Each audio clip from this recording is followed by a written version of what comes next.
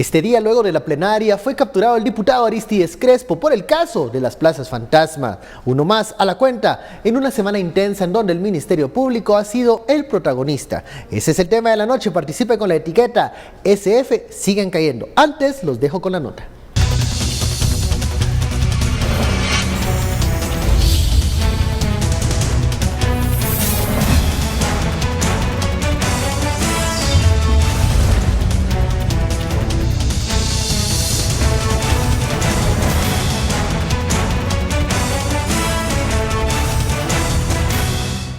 Tras salir del legislativo, el vehículo que transportaba al diputado Aristides Crespo logró avanzar hasta la calzada José Mía y Vidaurre, zona 6, lugar donde fue interceptado y capturado por las fuerzas de seguridad.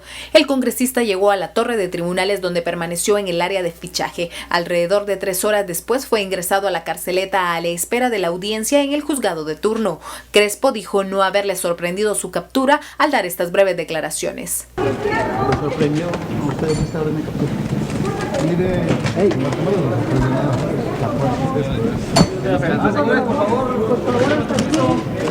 La orden de captura fue emitida este martes por el juzgado de mayor riesgo B luego de que Crespo perdiera su inmunidad el 25 de octubre del 2017. De ser ligado a proceso, Crespo sería el número 76 indicado en el caso Plazas Fantasmas.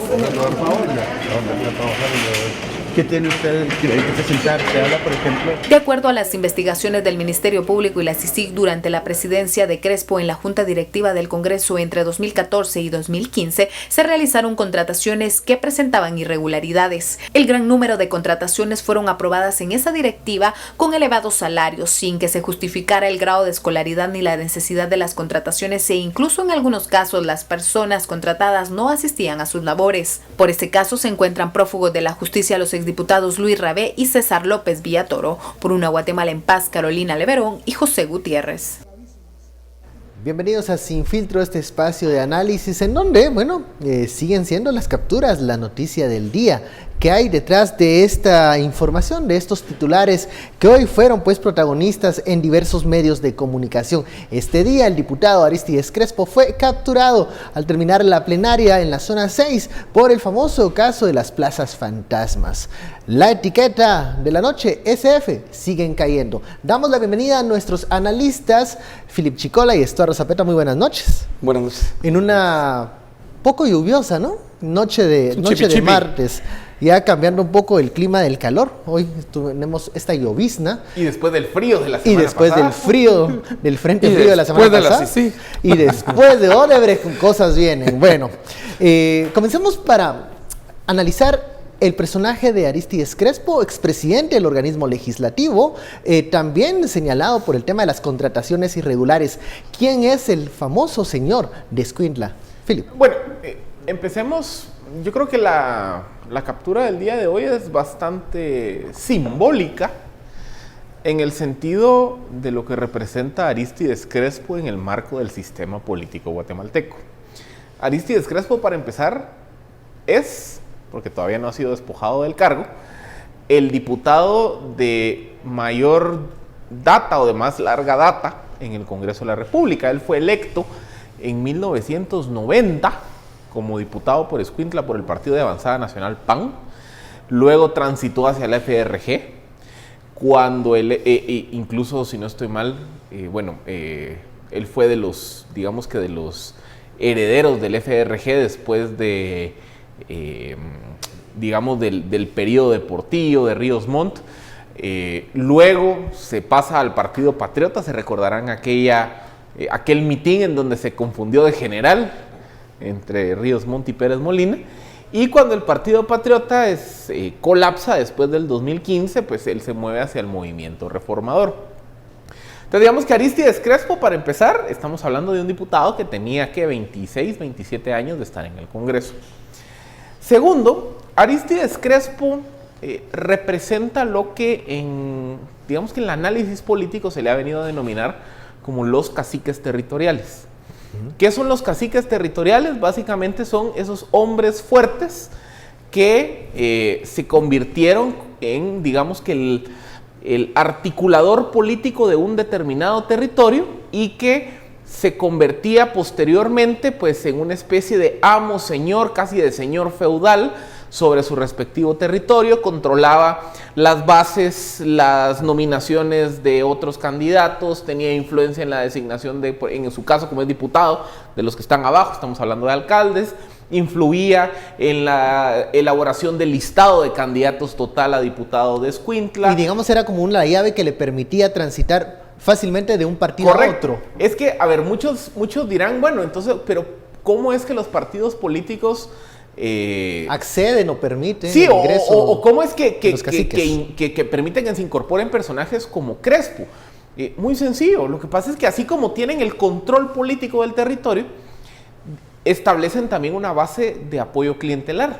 Entonces, por ejemplo, un Arístides Crespo, él tenía una base de clientelar, yo calculo que unos 40,000 votantes en Escuintla. Entonces, digamos que su activo de cara a un partido político era eso, era, a ver, Movimiento Reformador o Partido Patriota en el 2011, ¿me querés fichar? Bueno, o sea, si me fichás yo te voy a llevar por lo menos 40,000 votos. A cambio de esos 40,000 votos, vos déjame administrar la franquicia de tu partido como se me dé la gana en mi territorio. Claro. ¿Qué quiere decir administrar la franquicia de tu partido? Muy sencillo. La lista de candidatos a diputados lo voy a hacer yo. O sea, yo voy a llenar el listado de los 6. Yo voy a decidir o voy a coordinar a las nominaciones de los alcaldes. Si ganamos la presidencia, yo voy a incidir en la designación del gobernador. Entonces, se vuelve básicamente una especie, es una transacción en donde el partido, que tiene, digamos, una lógica nacional, que quiere ganar las elecciones nacionales, ficha a un personaje como Crespo, prácticamente le concesiona la administración política de ese territorio a cambio de los votos que en teoría el cacique va a llevar.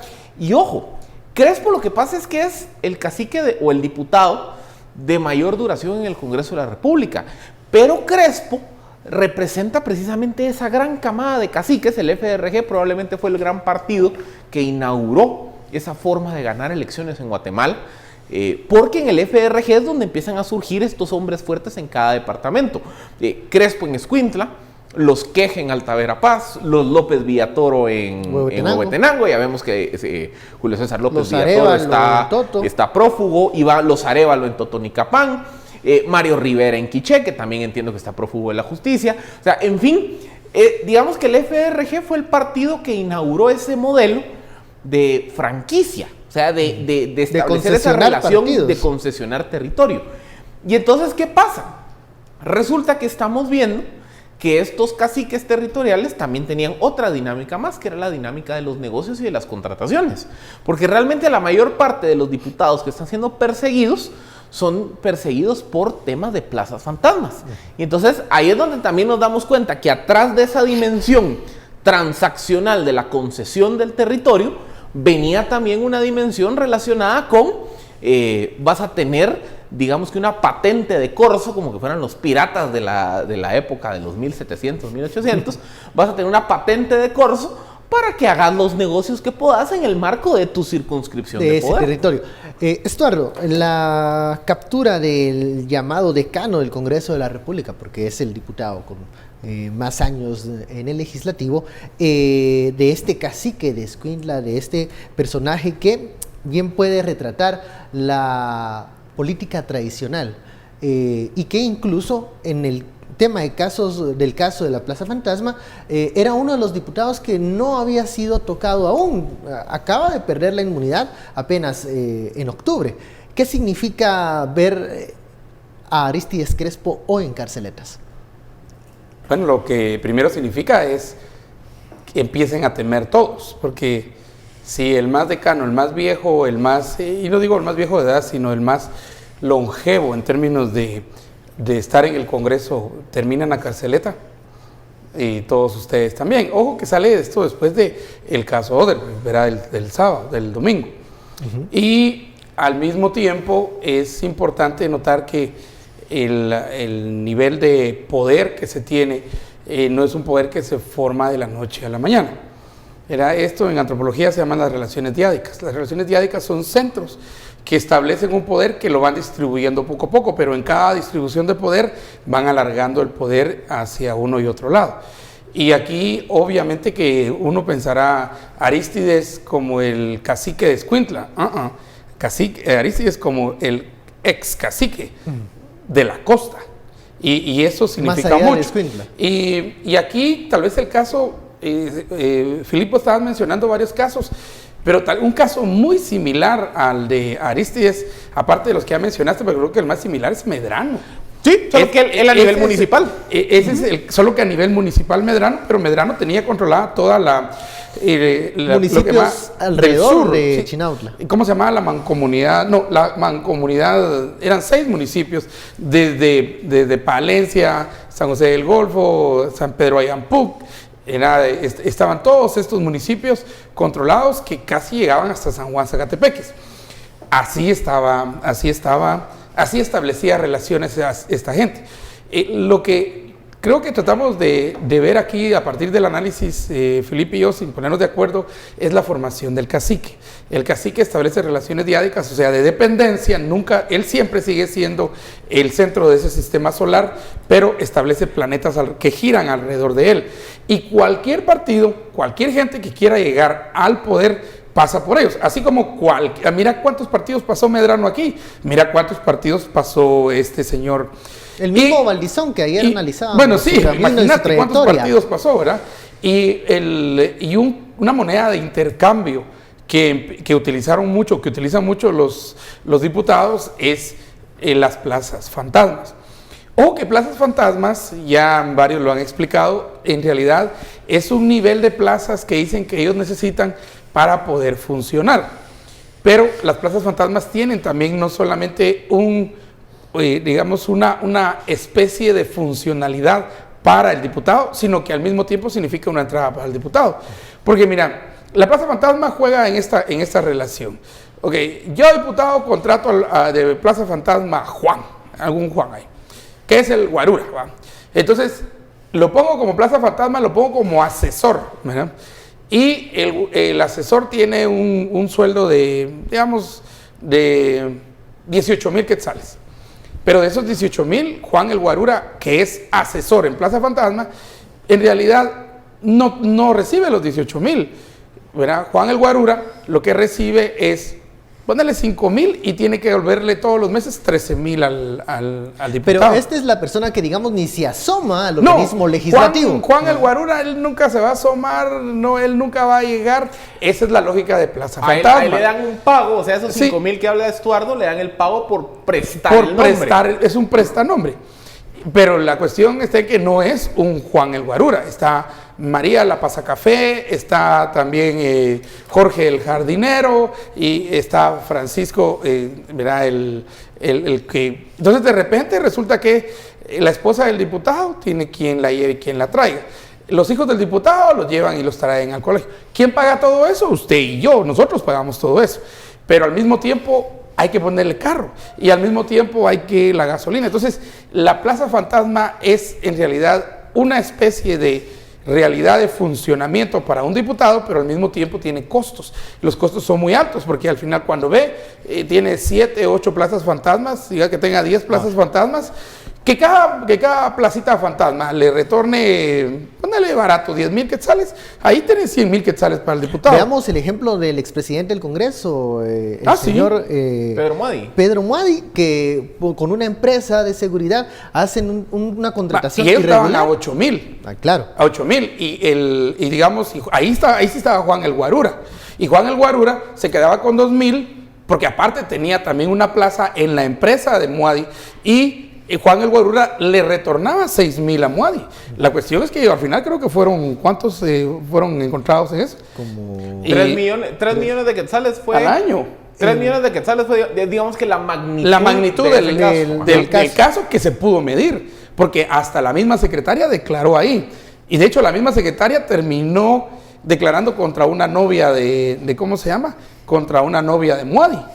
No sé todo si el mundo se delató. Todos se delataron a todos, ¿verdad? No sé si Muadi tenía esposa, pero una secretaria que dijo que era una novia la que llegaba a traer el dinero o algo así. Era la que organizaba todo. Y era la que organizaba todo, ¿verdad? Entonces, miren, el Congreso, de hecho la nueva ley orgánica del Congreso establece que un diputado va a tener, creo que 3, ¿va? ¿Y ese será suficiente, digamos, No. advertencia para los diputados? No, Porque, a ver, no. muchos preguntan, ¿cómo era que se contrataban todas estas plazas fantasmas? Hay un superente en el Congreso de la República Sí, que se llama Junta Directiva. Junta Directiva. Se llama Junta Directiva. Todo aquel miembro de la Junta Directiva en años pasados tenían, pues, ciertos privilegios que le permitían este tipo de contrataciones, ¿no? Pero mira, yo creo que, digamos, en las mañas de ya niveles así, niveles de maña altísimos, ya casi celestiales, siderales, de, por ejemplo, dinosaurios como este señor, como este escuincleco. A propósito, nos están informando que está mala la señal en varios lugares de Escuintla y de la costa. Muchas gracias a quienes nos están informando. También fue bloqueada la señal de Guatevisión en Petén, en áreas de Petén. Y gracias por informarnos también. Entonces, desde ayer que desde hubo ayer, problemas. Petén está desde ayer. Bueno, está desde el caso de Bebé y el caso de Balizón, pero nos están informando aquí que mandan los mensajes, dicen, no se ve aquí en la costa, no se ve en Escuintla, ¿verdad? Y entonces les contamos porque es parte de lo que... Es parte de esa lo que influencia que vivir. muchas veces Sí. el cacique Porque ejerce en su el territorio. cacique, con el dinero que obtenía de las plazas fantasmas, ¿qué compraba? Cableros, compraba radios, o por lo menos compraba, digamos, espacios en las radios. Compraba entonces el equipo de fútbol, entonces ahí sacaba para las playeras, ahí sacaba para la pelota, sacaba para el almuerzo, que le iban a pedir un regalo. Campaña. Pero que esa es parte de la campaña, la parte de la campaña. Y para de las mantener banderas, incluso a la los playera. empleados del partido Correcto, político, ¿no? Correcto. Bueno. Y entonces ese es un punto que no solamente es me quedo con todo. Él o ella tiene que recibir ese dinero, pero mucho del dinero lo utilizan también para la campaña. ¿Cuánto de ese dinero no va a estar siendo utilizado para la campaña? Y unas declaraciones que hay que ver son las de que fue denunciado por un trabajador del Congreso, Bucinot, que también está que también es el en mismo un proceso. caso, pero hay que ver las declaraciones y las razones por las y cuales escuchar están. las grabaciones incluso de la forma como se cobraban ese tipo Así es. de coimas. Vamos a la primera pausa de la noche. La etiqueta SF siguen cayendo. Hablaremos de esto y otras noticias de este día.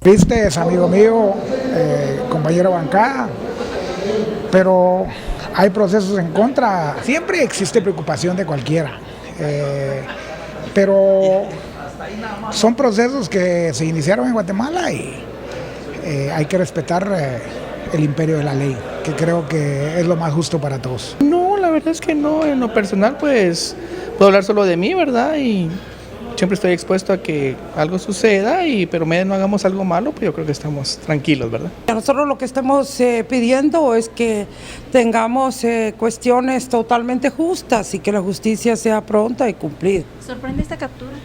No, definitivamente no, todos estamos en ese proceso. Es un poco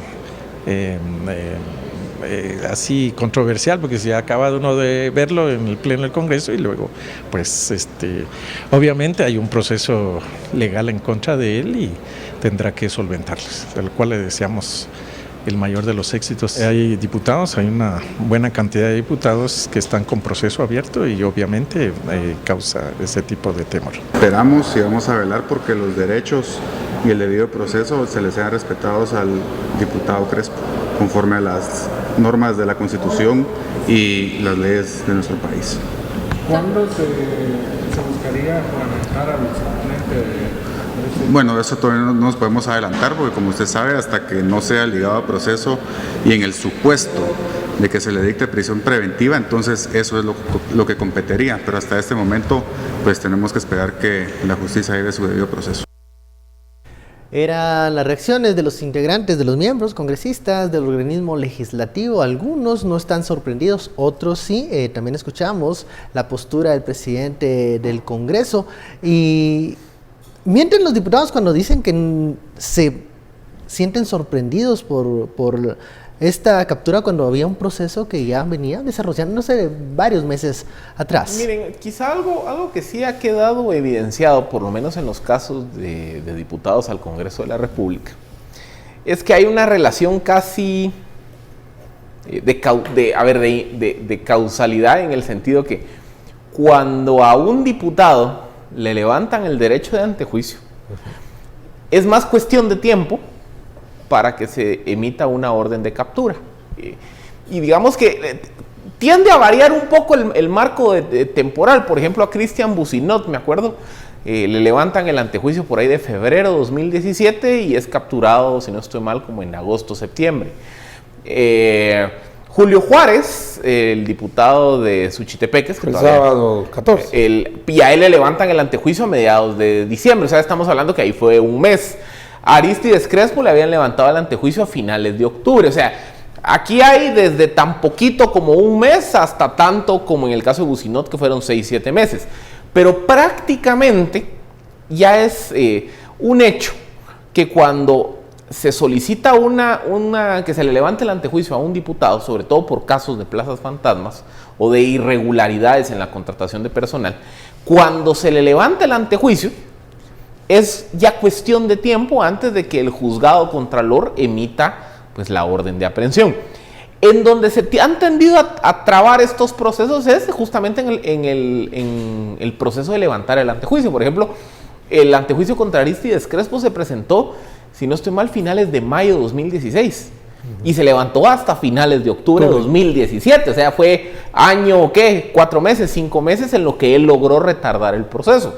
Entonces, digamos que aquí pareciera que contra quien se encausa un proceso de antejuicio a nivel de diputados del Congreso de la República, eventualmente si el proceso camina, si le levantan el antejuicio, pues es cuestión de tiempo para que se emita una orden de captura. O sea, la parte de sorpresa no cuadra, porque sí, efectivamente, si vemos lo que ha pasado con los, creo que ya son 22 exdiputados que guardan prisión preventiva o que están ligados a procesos realmente, porque no todos guardan prisión preventiva, digamos que la relación de temporalidad va más o menos por esa Ahora, marca. lo que sí es una realidad es que existe una intención de retrasar, como bien lo decía Philip, este proceso, sobre todo cuando se está examinando, analizando, levantar la inmunidad. Tenemos el ejemplo, por ejemplo, del diputado Roberto Villate, que sigue presentando cualquier tipo de acción legal para no presentarse frente a la jueza Viste que la jueza al final decidió mejor empezar a evaluar la evidencia. Él está jugando como jugó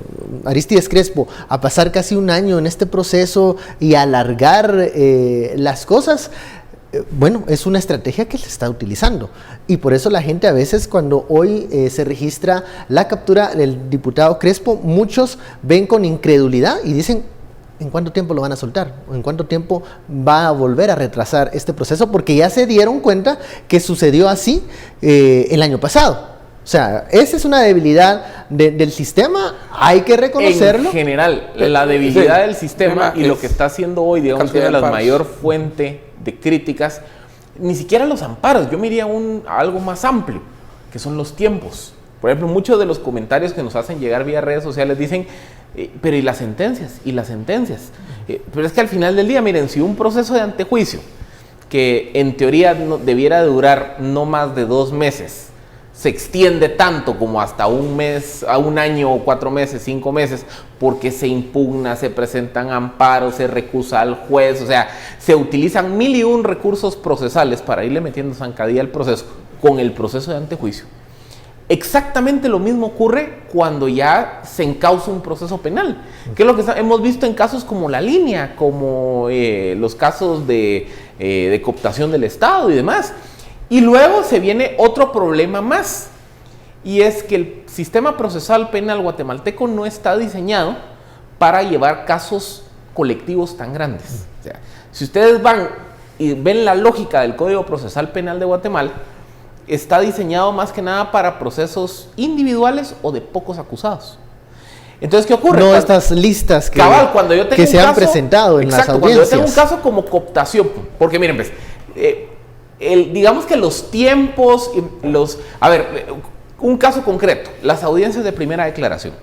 Cuando ustedes ven el Código Procesal Penal, se entiende que la audiencia, o sea, que una audiencia de primera declaración debiera ser un proceso que no debiera tomar más de 2-3 horas. ¿Por qué? Porque la lógica es, yo tengo un acusado en la individual, señalado de haber cometido un acto delictivo, se le cita o se emite una orden de aprehensión en su contra, el Ministerio Público le imputa los hechos, él decide si declara o no, el abogado defensor habla, y sobre eso pues el juez decide si ligarlo a proceso o no. O sea, la lógica como está planteada en el Código Procesal Penal es que ese proceso debiera ser de 2-3 horas. Pero cuando yo tengo un proceso en donde son 40 imputados, 50 imputados, 60 imputados, resulta que el Ministerio Público se tarda 3 días, 4 días, 5 días en imputar los hechos. Si yo le doy la palabra a los 60 acusados, vamos a pasar un mes escuchando, más los abogados. Y aparte entran los temas de los recursos, porque cada uno de los implicados tiene todo el derecho de presentar sus impugnaciones, sus revisiones. Todo esto es ¿qué pasa? Que eso se empieza a retrasar ad eternum. Que aquí llevamos, el tiempo que tenemos aquí, 3 años, ¿verdad? Diciendo que los tiempos, otra vez, los tiempos el tiempo real, son muy diferentes a los tiempos de la justicia en Guatemala. Y ahí tenemos que tener un poco de paciencia y tenemos que atender. De hecho, hasta a veces muchos casos salen hasta rápido, dadas las condiciones de los tiempos judiciales en Guatemala, ¿verdad? Y que bueno, ahora, la preocupación ¿cuál es? Primero, la poca cantidad de juzgados que hay. Mira cuántos hay en juzgados de mayor riesgo. ¿Y cuántos casos están llegando, por ejemplo, con el juez Gálvez? Sí, por ejemplo, el juez Gálvez, y ahorita el anuncio de que vienen 10 casos más, o 9, no sé cuántos vendrán, ¿verdad? Pero por lo menos vienen 10 casos más. ¿A cuál juzgado van a ir? ¿Con cuál velocidad van a entrar? ¿Cuánta gente implicada habrá en cada uno de ellos? Y ojo, el hecho que el público quiera casos que sean acelerados o rápidos, cuidado, porque tampoco se va a violentar. Mire, puede ser muy acusado y usted puede creer que es muy corrupto, pero se puede violentar el derecho que tiene él también a defenderse. Eso tampoco no se va a violentar, porque violentar el derecho de la defensa de uno es violentar el derecho de la defensa de todos. Hay una línea y además se le puede, digamos, si se violenta ese derecho, se puede caer todo el caso. Hay quienes conocen ciertas estrategias para sacarle provecho a los tiempos. Es que eso está claro. Pero aquí tenés que pensar que, digamos, a un Otto Pérez y una Roxana, para ellos el tiempo les pela, pues ellos están esperando les viene del norte, mejores tiempos. Pero como hay algunos, fíjate que 19 que ya dijeron, mire, mejor vamos a colaborar, porque si seguimos aquí vamos a cumplir el tiempo de condena, el tiempo de todos los tiempos aquí, y nos vamos a pasar y nunca vamos a salir. Pero como por economía, era aquí de la economía del sistema de justicia, ponen a todos los casos en un solo, entonces se van todos de cuchumbo. Y ahí es lo que empezaron a alegar varios de los que están, por ejemplo, en el caso de la línea. Es que justamente a eso, miren, hay una línea muy tenue y realmente, digamos que es difícil como hacer una separación, salvo en casos muy extremos, entre, digamos, que los recursos legítimos que se plantean en el marco de un proceso de defensa de un acusado versus los recursos que son utilizados con un fin de litigio malicioso. Por ejemplo, todo proceso, muchas de las decisiones de un juez contralor son impugnables, son apelables, son sujetas a revisión, y entonces digamos que es parte del debido proceso darle al acusado el derecho de impugnar lo que esté resolviendo el juez contralor, o sea, es parte de. También es derecho del acusado, por ejemplo, si considera que su juez no está siendo imparcial, a que solicite, por ejemplo, la recusación del juez. Entonces, y digamos que, miren, otra vez, cuando el proceso penal es solo de a uno, en teoría esos recursos salen relativamente rápido. Pero cuando yo tengo 60 acusados, probablemente 10 quieren que el proceso sea rápido, otros 10 no están de acuerdo con que el juez tomó tal decisión. Y 19 quieren ser colaboradores eficaces. Y tal vez 3 no quieren que nada camine. Pero a alguien ya no le importa el tiempo como Otto Pérez, porque para él el tiempo es irrelevante. Ahí es donde vienen, por ejemplo, estrategias como la defensa de Otto Pérez. ¿Sí ves? O sea, la defensa de Otto Pérez es donde sí es evidente el litigio malicioso. ¿Por qué? Porque ¿Dónde se evidencia esto? Por ejemplo, ¿qué está haciendo el juez Gálvez y la sala de apelaciones, que es su sala, la sala que ve los recursos planteados contra el juzgado de Gálvez? Básicamente ellos dicen, bueno, coleccionemos recursos, o sea, esperemos a que todas las defensas planteen sus impugnaciones, apelaciones y demás, que vayan a la sala los evalúa y digamos que en bloque los va saliendo de todos esos recursos y demás. ¿Qué hace la defensa de Otto Pérez? Cuando ya salieron de todos los recursos de apelación y en teoría se despeja el proceso para que siga avanzando, amparo. Y entonces el amparo se traba. Se tardan 6 meses en resolver el amparo. Cuando ya se resolvió el amparo, entonces en teoría ahora ya se volvió a despejar el camino para cambiar, ahora recusación del juez. Y se vuelve a trabar estos 2 meses. Solo están informándonos que en Jutiapa también la señal es deficiente. Y hasta nos dieron el nombre, y hasta nos dieron el nombre del diputado que es dueño del sistema de cable ahí. Otro caso, por ejemplo, otro ejemplo de Shela, donde dice que también la señal está deficiente. Bueno, sigamos con los casos. Otro ejemplo concreto es el litigio malicioso, que arranca, por ejemplo, en el caso La Línea, la audiencia de fase intermedia, que es una audiencia que se va a tardar, o que se tardó, vimos, 1.5 meses más o menos. Y que entonces ya están en la fase final de la audiencia de fase intermedia y demás, y se plantea otra recusación contra el juez por una decisión que tomó el primer día. Entonces, ¿qué pasa? Por temas procedimentales hay que suspender la audiencia y empezar de cero. O sea, hay un esfuerzo evidente por entorpecer y un esfuerzo el que proceso. Está teniendo éxito. Correcto. Que sí ha dado Pero resultados. miren, y aquí es donde se genera, digamos que, la parte injusta de esa relación. Porque en un proceso de La Línea, en donde hay 40 y tantos acusados, probablemente hay alguien como Otto Pérez que de verdad siente que está hasta las narices involucrado, pero es posible que hayan imputados que estén marginalmente imputados, o que consideran que pueden probar su inocencia en un juicio, o que de verdad les interesa llegar al debate, a la fase donde ya se puede entrar a diligenciar prueba para justamente cuestionar la acusación, presentar pruebas de descargo, etcétera, etcétera. Entonces miren el incentivo cruzado que hay entre los dos acusados de un mismo proceso. Uno quiere retardar el proceso por el resto de la eternidad porque sabe que si llega a juicio probablemente va a haber sentencia y ahí sí ya se clavó. El otro, por el contrario, quiere que eso sea rápido porque dice, yo quiero probar mi inocencia. Pero ahí la solución, ¿qué sería? O sea, cuando se integran es que a ahí todos es donde, los señalados en estos casos, es que ahí donde viene el tema de la economía procesal. La economía procesal los tiene que tener juntos. Y ahí el juez, el que tiene que tomar, debe tener la lógica sí, para decir, miren, esto así. Pero fíjate que aunque el juez decida, cuando sienta, ¡pum! Otra vez. Otro recurso. Pero entonces veamos. Y aunque decida, pero ahí el que están clavando es realmente, estoy seguro que al ritmo que vamos, varios ya van a terminar sentencia. Porque por lo que están acusados en caso de La Línea, en realidad no pudieron haber hecho y esto va a desgastar el sistema de justicia. Pudieron haber optado hasta, por ejemplo, a un proceso abreviado. Por eso ves que las personas cuando se expresan en comentarios y en mensajes en redes sociales, cada vez creen que no se van a llegar a las condenas. Sí, pero no es culpa de los jueces. También, sí, no es culpa de los jueces. Por favor, no, es que aquí están diciendo esos jueces. No. El sistema lo permite. Y si el sistema lo permite, Otto Pérez, que es el caso que estamos usando como ejemplo, lo va a usar. La defensa, pues, de Otto Pérez lo va a usar. Por eso les digo, o sea, aquí... Y aunque sea frívolo, lo va a usar. Aquí llegamos a un punto en donde hay que plantear una reflexión, que el diseño del sistema procesal guatemalteco no estaba planteado para llevar casos con un número tan significativo o tan grande de imputados. O sea, ese es digamos que el gran problema que hay. Y luego se genera un efecto dominó en todo esto. ¿Por qué? Por ejemplo, el juez Gálvez. A ver, vamos a hablar del juez Gálvez y de este efecto dominó al regresar de la pausa. La etiqueta SF siguen cayendo.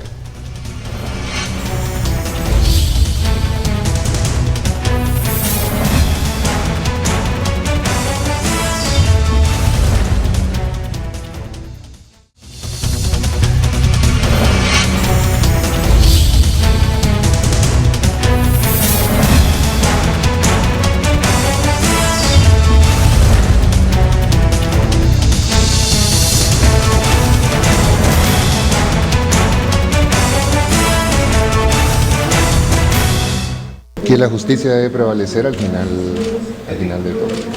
Es la justicia la que debe prevalecer y será un proceso, me imagino, que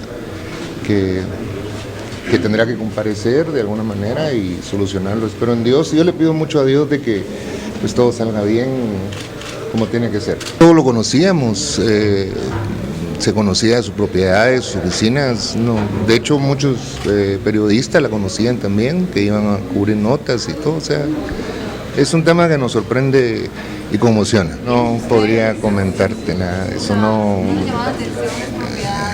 Pues venimos de una familia empresarial, ¿verdad?, de toda la vida, y pues quien conoce un poquito el récord pues sabe que hay capacidad de muchas cosas, y no podría opinar, realmente no te podría opinar sobre eso.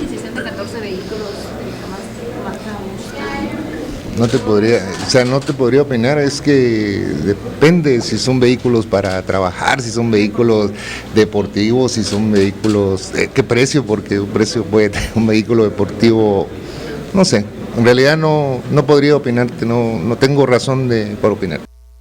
Usted escuchaba las declaraciones del diputado independiente Salvador Valdizón, hermano de Manuel Valdizón. Da estas declaraciones en las instalaciones del Palacio Legislativo, expresa su sorpresa por la detención de Manuel Valdizón y también evita comentar sobre estas propiedades que han sido allanadas del señor Manuel Valdizón, en donde, bueno, destacan piezas de lujo, 14 carros de lujo, propiedades de gran tamaño, y que, bueno, él no quiere dar mayores detalles, dice que provienen de una familia de empresarios y que no va a comentar sobre las propiedades e incluso las finanzas del ahora detenido Manuel Valdizón. El efecto Valdizón en el Congreso de la República, vimos la cara del diputado Salvador Valdizón, sigue causando olas, sigue causando que el agua se mantenga agitada. Es que recordemos... Pero estábamos en el tema del juez Gálvez.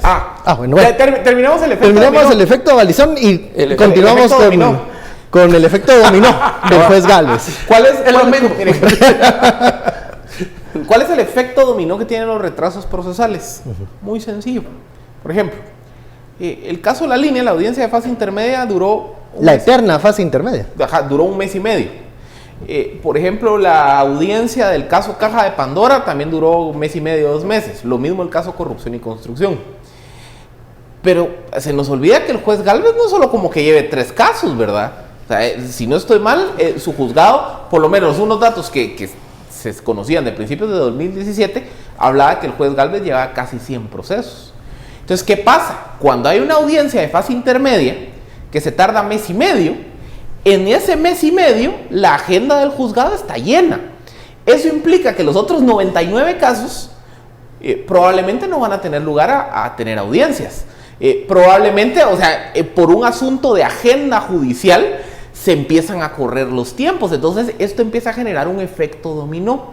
El efecto dominó es que si yo les empiezo a meter vía litigio malicioso zancadilla a un proceso como la línea, pues no solo estoy retardando el proceso de la línea, sino que por efecto dominó, por todas esas audiencias que se llevan a cabo, que se suspenden, que hay que repetir esto y lo otro, resulta que el resto de procesos que lleva ese juzgado también se van retardando. Entonces esto es una gran bola de nieve que genera esa mora judicial. Entonces ahí es donde, digamos que hay varias alternativas. Una alternativa puede ser revisar temas de plazos, en el marco de la ley de amparo, en el marco del Código Procesal Penal, etcétera, etcétera. Otra alternativa es más recursos, más juzgados, más salas, o sea, que hayan más operadores de justicia, porque habiendo más juzgados y demás, se va liberando en teoría, o se va reduciendo la mora judicial.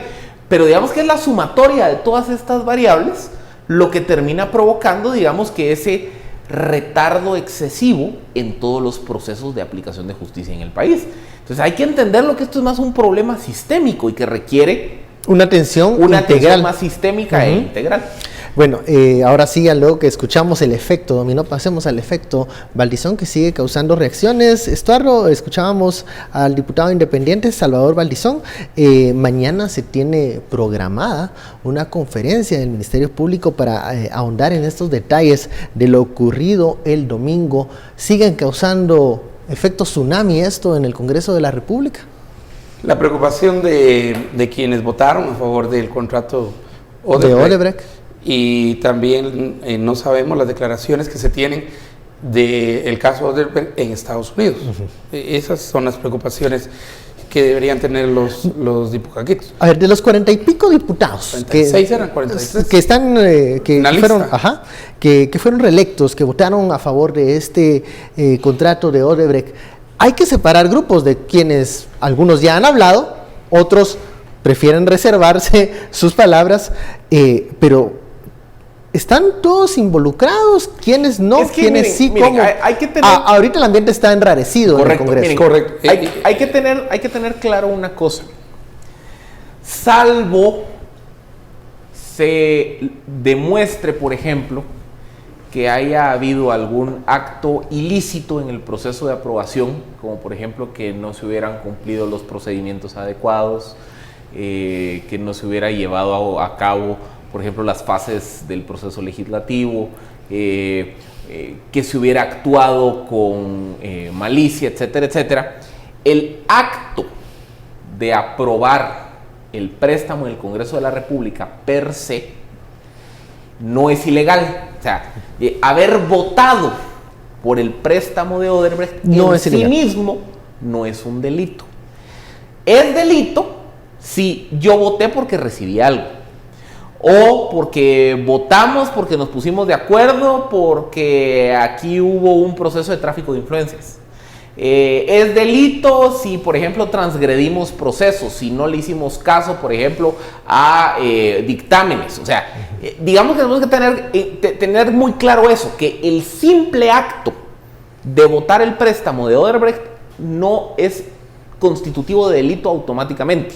O sea, si hubiese una conducta antijurídica, sería producto de otro evento asociado a ese acto de votación.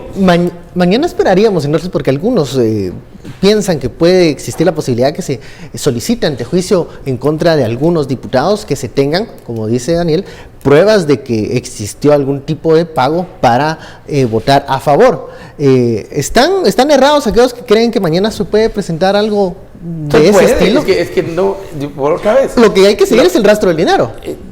Follow the path of the money. Esa era la lógica de varios, es la lógica de varios de los casos.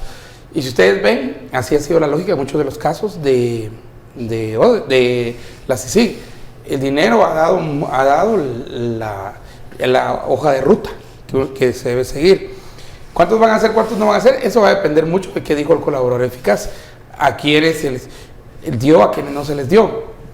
Pero acuérdate que la repartición aquí en realidad era un acto también de Sinibaldi. Entonces falta todavía también ese gran pedazo de información en el rompecabezas, la pieza Sinibaldi, la que podría dar entonces y decir a quiénes se le dio, a quiénes se le dio. No creo que lo vaya a decir, ¿verdad? Pero por lo menos se descubre que le llega a Balizón, le llega a Sinibaldi y a Carlos Batres Gil y a la ranita. No, esta es la ranitita. Esta es la ranita. Es de la ranitita chiquitita, ¿verdad? Entonces, aquí está. Y aquí está, también entra ahí, ¿cómo se llama? Machado es el Machado es el representante. El representante. Ahora. Y ellos tienen que decir todo, y esta información la tiene el gobierno de Estados Unidos. El eslabón que falta es Sinibaldi. Si él recibió 19 millones para distribuir, ¿a quién se los dio? ¿A quién se los dio? Pero ahí es donde empezás entonces a ver que juegan roles muy importantes todo el sistema de investigación financiera de la CICIG. Esto se basa en información financiera que le puede proporcionar la IBE, pero no solo la IBE.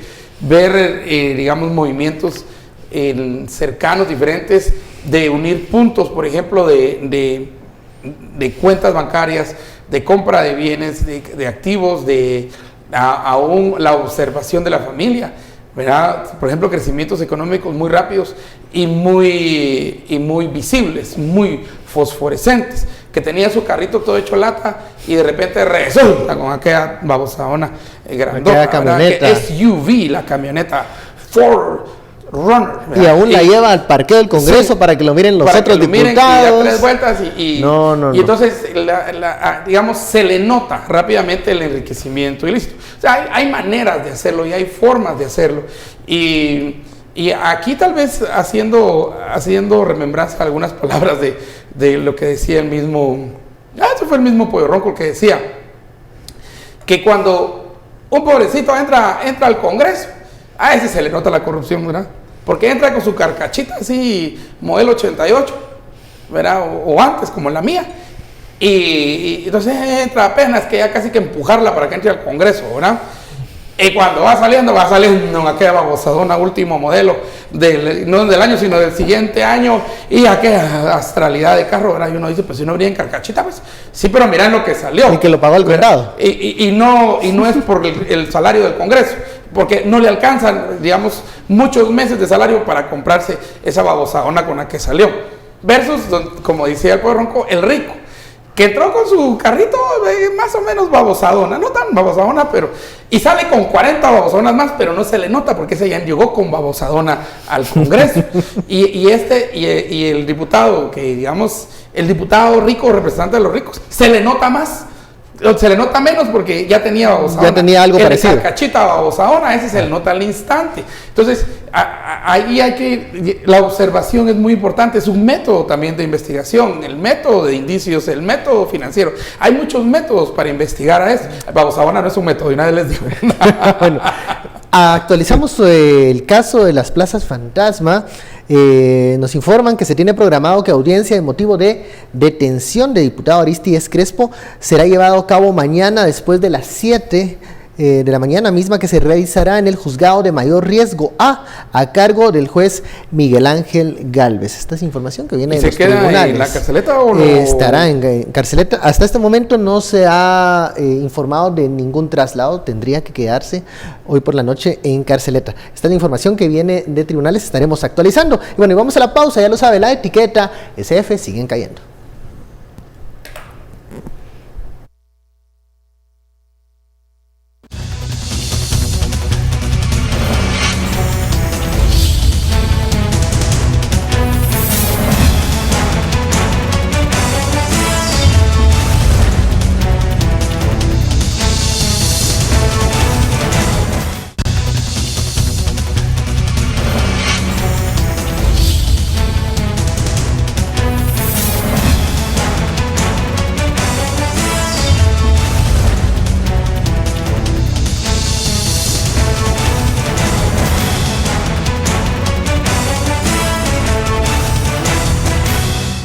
Los masajes que tanto han puesto, que los han puesto dándole el tinte de, podría decirse, placenteros o relajantes, han sido por estrés, y el médico que lo entrevistaron en su momento indicó que eran problemas de nervio ciático.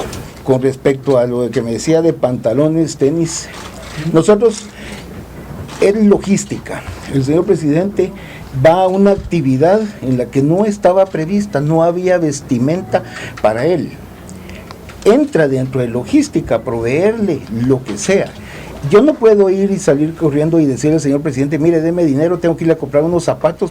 Los tenis que menciona fueron unos tenis que se compraron para cubrir una actividad. Si fue nuestro error, por eso les digo, si fue nuestro error adquirir esos, lo vamos a asumir, sea lo que sea que diga la Contraloría, y por eso tenemos a la Contraloría. Cuando vio los anteojos, o sea, eran los anteojos que se había para lo que se hicieron los exámenes, ¿verdad? No entra a preguntarme. No pregunta nada, no pregunta. ¿Y quién le trasladó esa necesidad de los anteojos si son cosas personales? Nosotros hablamos de seguridad integral completamente. Nosotros podemos ver cuando él estaba leyendo los documentos que realmente le costaba con los anteojos que tenía, y por eso fue que se hizo la recomendación de hacer el examen. El señor presidente en un momento determinado necesita tenis o zapatos especiales para entrar al campo, pues yo entiendo que ellos puedan hacer la logística de comprárselos, pero cuando él llegue a sus oficinas proceder a reintegrar el efectivo y decir, mira, ¿cuánto te costó el par de tenis? Aquí está, y te lo reintegro, ¿verdad? Bueno, estas declaraciones del señor Orlando Ramírez eran parte de una citación en el Congreso de la República, donde también participó la Contraloría, y Estuardo está haciendo ahí un tipo de... Bueno, Estuardo, te doy la palabra. No puedo hablar, me estoy riendo demasiado. No fue placentero, no fue placentero el masaje. Mire, el masaje no fue con final feliz, es lo que dice el fue otro, medicinal. ¿verdad? Fue medicinal, por la ciática. Ahora no entiendo si fue el nervio ciática o la ciática que le fuera el masaje al presidente, ¿verdad? Esa es de la zona 9. Algo que era urgente, dice el secretario Orlando Ramírez, y que todo esto obedecía a logística del momento. No, pero yo me estoy riendo de un meme que cabal hablando el otro y empiezan a enviar los memes. Y hay un meme donde está la foto del embajador y del presidente en fachas básicamente, ¿verdad? Y dice, y esa facha nos costó 14,000 quetzales. Entonces, y la respuesta de Contraloría es muy bien, SAS, usted debe buscar todo este tipo de implementos que no estaban programados para el señor presidente, pero al momento que se dejen de usarlos, tiene que reintegrarse a la famosa caja chica. ¿Qué final va a tener ¿cómo llamarle? Estos gustos caros o estos objetos de lujo que utilizó el presidente Morales? Stuart, ¿cómo ves que va a terminar esto? ¿Cómo debería terminar? Va a terminar casi como el bono del ejército. Y aunque el presidente diga que no va a devolver y cuestione por qué tiene que hacerlo, simple y sencillamente tiene que hacerlo porque no es para eso que tiene los recursos. Y además tendría que tener una cosa muy especial. Pero ayer, lejos de arrepentirse o de decir que fue un descuido, básicamente lo que dijo fue que era su derecho. Que es mi derecho y ¿verdad? Que yo no gasto el fijo pisto en eso. Lo que yo quiera así como son estos presidentes. Él va a tener que devolverlo, el Contraloría lo va a tener que pedir. Y cuando fue lo del bono del ejército fue igual, también no quería, pero al final lo terminó devolviendo. Pero aquí, curiosamente, la SAS asume la responsabilidad. Si se percatan en las declaraciones de SAS, pues en otras declaraciones lo que dice el de SAS es, miren, al final que él asume la responsabilidad de los costos, pero también asume la responsabilidad penal. Eso de asumir la responsabilidad penal por parte de la SAS es interesante. Ahora, si la SAS debe llevarle todo lo que el presidente pida, no necesariamente. ¿Qué tal si pide algo que es ilegal? ¿Qué tal si pide algo que es ilegítimo? ¿Qué tal si pide algo que no corresponde precisamente al puesto de presidente? De entrada, por ejemplo, solo en otros países, el tema de la compra de bebidas alcohólicas. Hay agencias e incluso instituciones de la presidencia que tienen normas muy estrictas respecto de la contratación de bebidas alcohólicas para los mismos eventos. ¿Por qué? A ver. Precisamente por ¿qué lecciones aprendidas, digamos? Por esta línea muy gris. Es decir, miren, efectivamente la función de las SAS es proveer la logística del presidente. ¿Qué implica eso? Que si el presidente tiene que sostener un almuerzo con el cuerpo diplomático, la SAS tiene que poner la logística, los meseros, la alimentación, etcétera, etcétera. Que si el presidente va a ir a visitar a las delegaciones departamentales a Jutiapa, la SAS no solo tiene que ver el transporte, sino organizar el evento, etcétera, etcétera. Es decir, la función de SAS es precisamente crear la estructura logística y administrativa para que el presidente haga su trabajo. Lo que pasa es, y por eso les pongo el ejemplo de los países donde las cosas funcionan, hay una línea que no es tan delgada, la verdad, respecto de lo que puede denominarse los bienes y servicios necesarios para la realización del trabajo presidencial y los bienes y servicios de carácter personal. Y entonces esa diferenciación es donde queda muy marcada. Y lo que sencillamente la norma que se aplica en los países donde las cosas funcionan es, miren, la institución del servicio secreto, que en el caso de Estados Unidos, o de la oficina de la presidencia, en el caso de México y Colombia, o de la oficina de SAS, sería aquí en Guatemala, nosotros vamos a crear toda la logística para que usted pueda tener su reunión, su almuerzo, etcétera, etcétera. Pero no me pida unos lentes, porque eso es artículo personal.